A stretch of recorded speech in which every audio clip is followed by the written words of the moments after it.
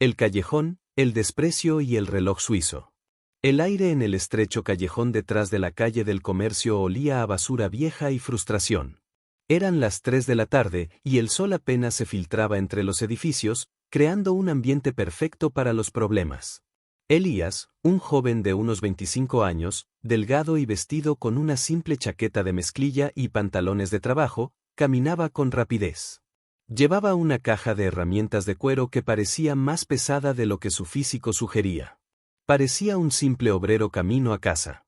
Elías no prestó atención a las 3 figuras grandes que bloqueaban el callejón hasta que fue demasiado tarde. Bruto, un hombre con el cuello tan ancho como su cabeza y con el rostro cubierto de tatuajes, se acercó a él.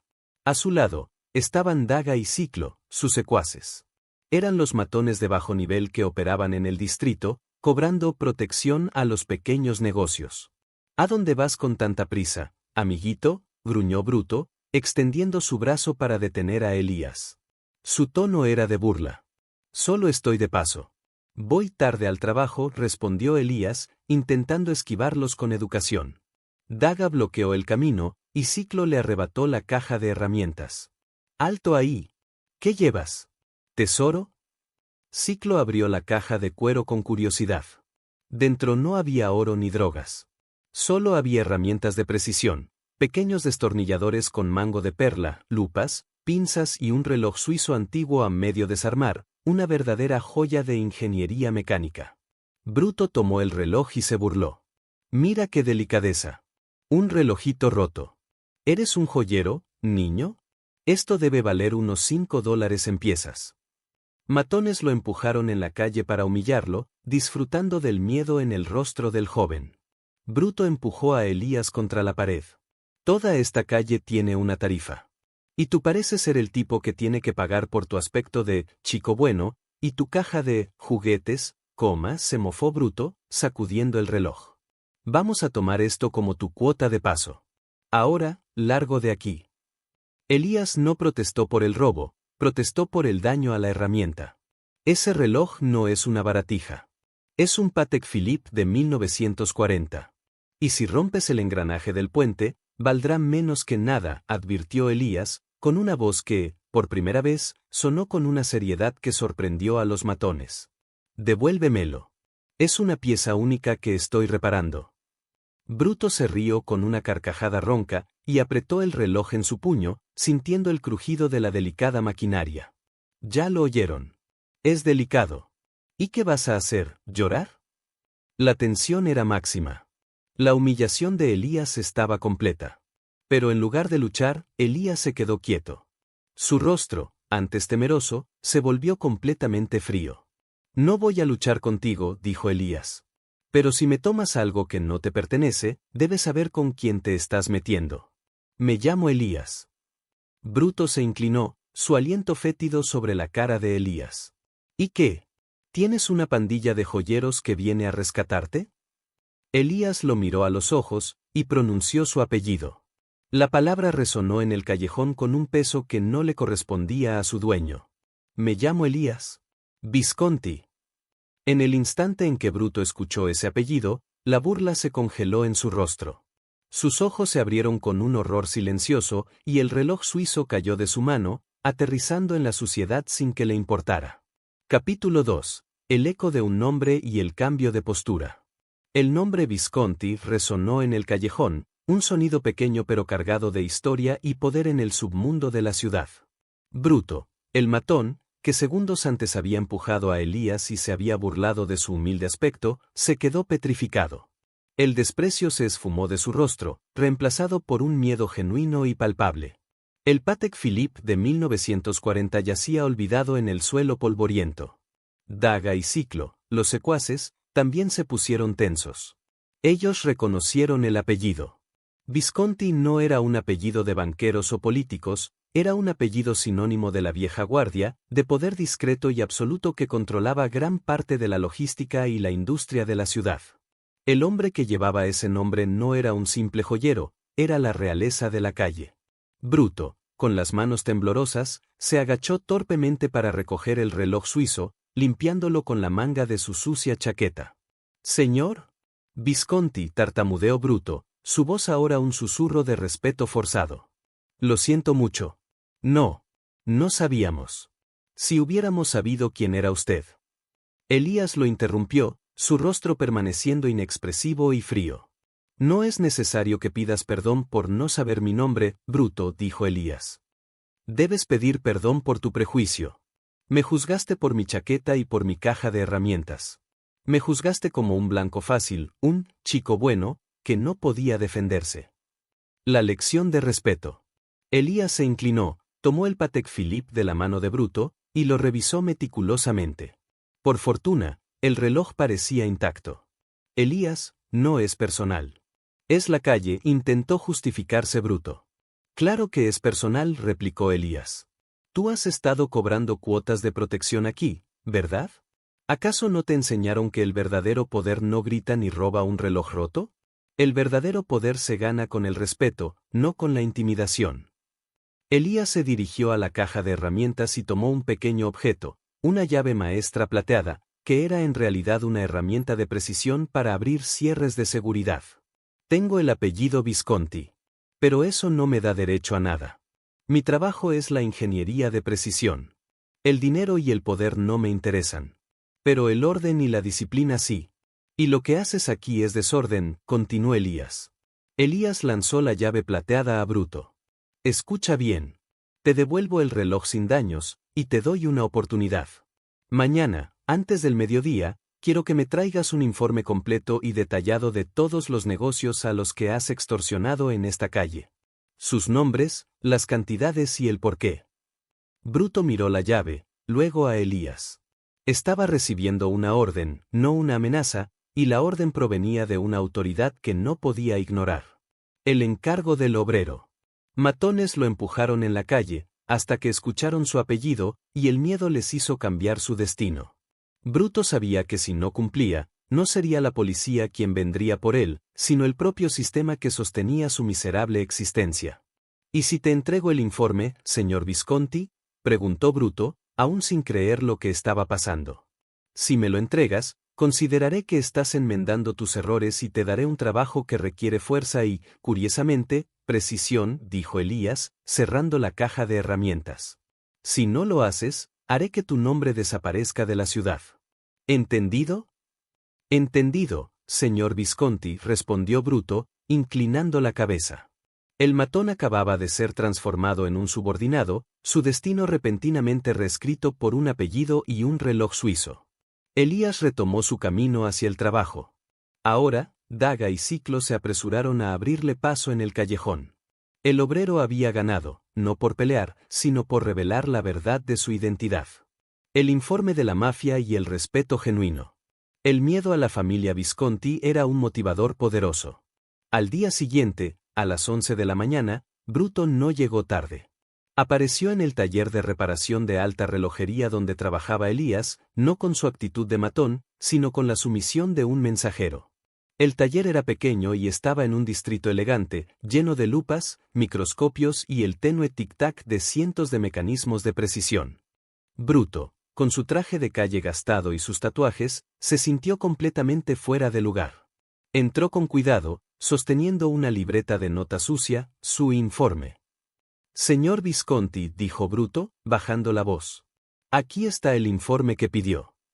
Elías, que estaba inclinado sobre un microscopio, reparando el minúsculo escape del Patek Philippe, ni siquiera levantó la vista. Léelo, ordenó Elías. Bruto comenzó a leer los nombres de los pequeños negocios extorsionados en la calle del Comercio, las cantidades exactas y la justificación. No era un informe legal, sino un testimonio crudo de la avaricia y el miedo. La señora Flores, de la panadería, le cobramos $100 semanales porque su hija no quiso salir con Ciclo. El señor Díaz, de la sastrería, $300 porque no estaba pagando a nadie más, y lo usamos como ejemplo, leyó Bruto, su voz volviéndose cada vez más pesada con la verdad. Cuando terminó, Elías se quitó el microscopio de la cabeza y miró a Bruto. Lo has documentado bien. Ahora dime, ¿por qué lo hiciste, Bruto? Porque la calle es dura, señor Visconti. Y si no tomas el poder, te lo quitan. El miedo funciona, admitió Bruto con una franqueza desarmante. La propuesta y la herramienta. Elías asintió, su mirada fija en el informe. Sabía que Bruto estaba mintiendo parcialmente, él disfrutaba del poder. Pero la sumisión era real. Tu castigo no será la cárcel, Bruto. Será el trabajo duro y la honestidad, anunció Elías. Luego, Elías le hizo una propuesta que el matón nunca esperó. Tengo un problema de logística. Mis herramientas de precisión, mis piezas y mis envíos son demasiado valiosos para confiarlos a cualquier mensajero. Necesito a alguien que sea fuerte, discreto y absolutamente leal. Elías señaló la calle. Tú eres fuerte, y ahora, eres leal, no por respeto a mí, sino por respeto a mi apellido. Pero te falta lo más importante, precisión. Elías tomó el Patek Philippe reparado de la mesa y se lo entregó a Bruto. Lo has tocado 2 veces. La primera, para robarlo. La segunda, para devolverlo. La próxima vez que lo toques, será para entregarlo. Si se daña, tu vida será mucho más complicada, advirtió Elías. Matones lo empujaron en la calle, hasta que escucharon su apellido, y ahora, ese apellido se había convertido en su boleto para un trabajo.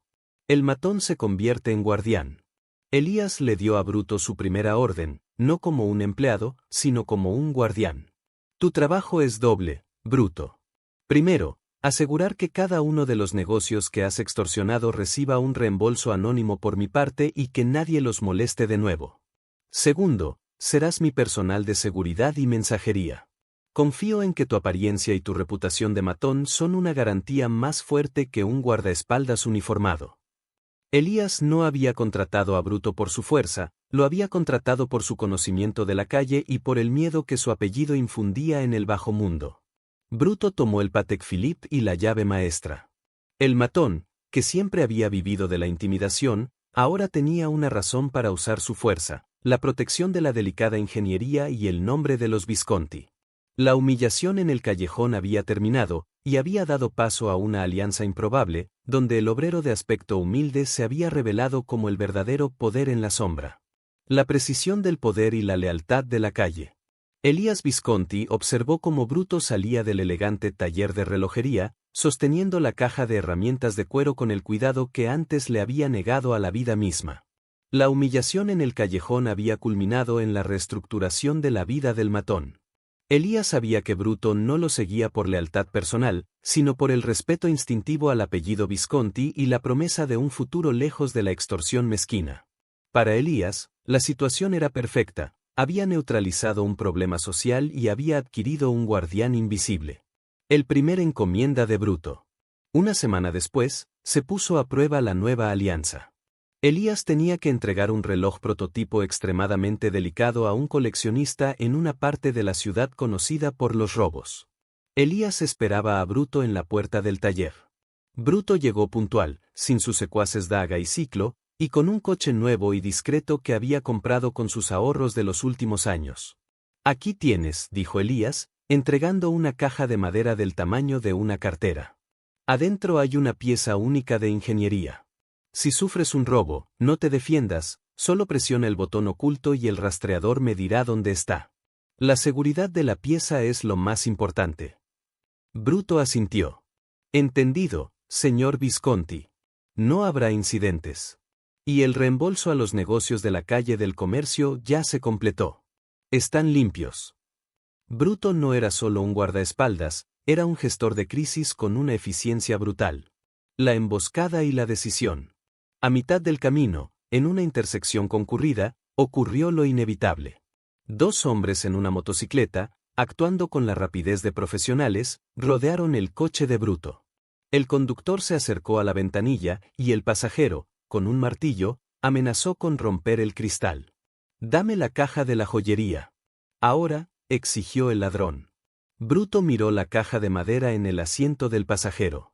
Pensó en el Patek Philippe de 1940, la delicada maquinaria de la que Elías le había hablado, y el apellido Visconti. Sabía que el daño físico era irrelevante, lo que importaba era la falla en la misión. En lugar de presionar el botón de rastreo o entregar la caja, Bruto hizo lo que hacía mejor. La fuerza. Bruto no era tonto, sabía que no podía ganar una pelea de disparos, pero esta era una emboscada física. Bruto aceleró el coche bruscamente, golpeando ligeramente la moto, desestabilizando a los atacantes. Cuando los ladrones intentaron recuperar el equilibrio, Bruto salió disparado de su coche y, con la agilidad de un verdadero luchador callejero, se abalanzó sobre el ladrón del martillo, desarmándolo con un golpe seco. Los otros ladrones huyeron. Bruto regresó al coche, agitado. La caja de madera estaba a salvo. No había presionado el botón. Había tomado la decisión de defender el encargo con su propia fuerza y reputación, elevando la misión por encima de la instrucción. El verdadero vínculo. Cuando Bruto regresó al taller, entregó la caja de madera intacta a Elías. Tuvimos una pequeña bienvenida, señor Visconti. Pero el encargo está a salvo, informó Bruto, con un corte en el brazo por el cristal roto. Elías, con su calma habitual, abrió la caja.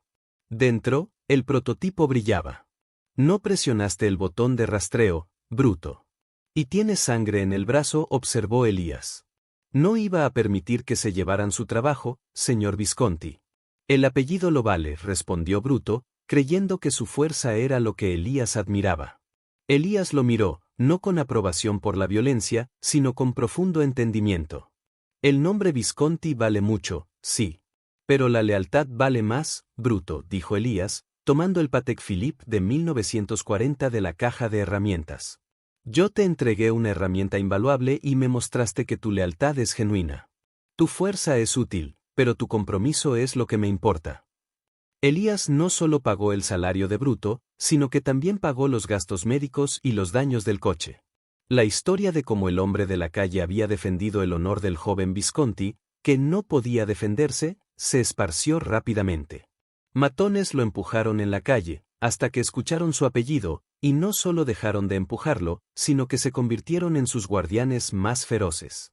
Elías Visconti había aprendido que, para manejar el poder, a veces era necesario ocultar el prestigio y dejar que la verdad, como el intrincado mecanismo de un reloj, se revelara en el momento exacto.